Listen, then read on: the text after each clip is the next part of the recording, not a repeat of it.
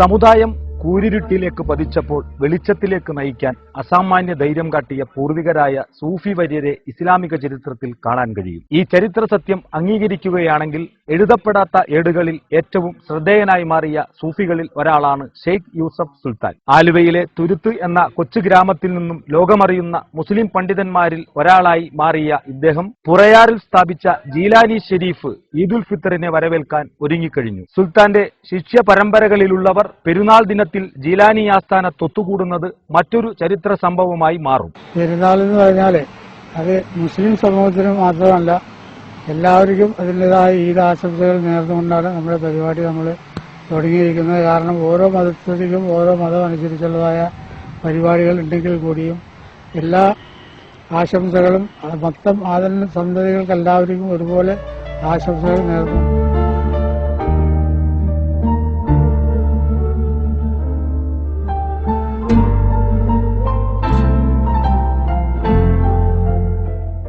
കാലത്തെ തൊട്ടറിയാനും അതിന്റെ മിടിപ്പുകൾക്ക് അനുസൃതമായി ധാർമ്മിക ബോധത്തെ ചലിപ്പിക്കാനും കാലഘട്ടത്തിന്റെ കാര്യദർശിയായ ഷെയ്ഖ് സുൽത്താൻ ഷാ എന്ന തങ്ങളുടെ മഹാന് കഴിയുമെന്ന വിശ്വാസം ഉറപ്പിക്കാനെത്തുന്ന ആയിരങ്ങൾക്ക് സുൽത്താൻ ബാബ ഈദ് സന്ദേശം കൈമാറും.